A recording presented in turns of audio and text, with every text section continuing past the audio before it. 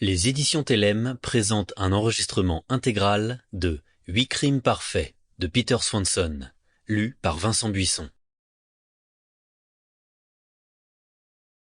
Pour les rois et les reines, et aussi les princes, Brian, Jane, Adélaïde, Maxine, Oliver et Julius. Mémoire. Avertissement.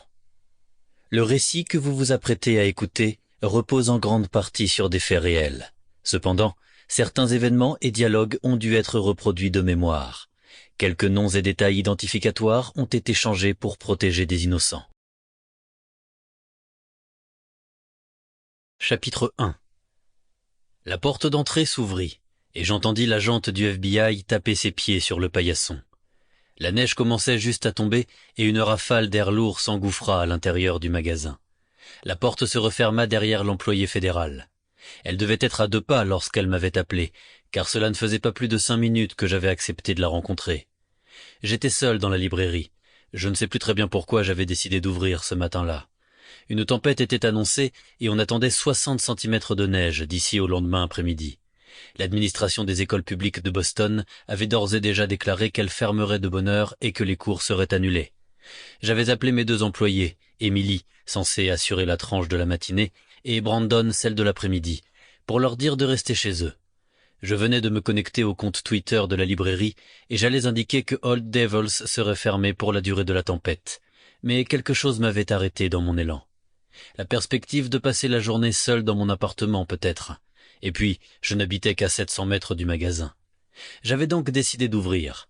À défaut d'autre chose, je pourrais toujours tenir compagnie à Nero, mettre de l'ordre sur les étagères ou emballer quelques commandes en ligne. Sous un ciel granit menaçant, j'avais déverrouillé la porte de ma librairie de Bury Street, dans le quartier de Beacon Hill. Nous ne sommes pas situés dans une zone très passante, mais Old Devils est une librairie spécialisée, livres d'occasion et neufs, et la plupart de nos clients trouvent notre adresse sur Internet ou commandent directement sur notre site. Un jeudi de février ordinaire, je ne verrais rien de surprenant à n'avoir qu'une dizaine de clients, à moins bien sûr que nous n'organisions un événement. Cela dit, il y avait toujours à s'occuper, sans oublier Nero, le chat de la librairie qui détestait rester seul.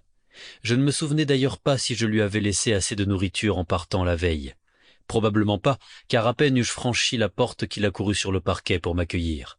C'était un chat roux, d'âge indéterminé, dont la disposition à accepter les caresses des inconnus, la propension à les réclamer même, en faisait la mascotte parfaite. J'avais allumé la lumière. Sample complete. Ready to continue?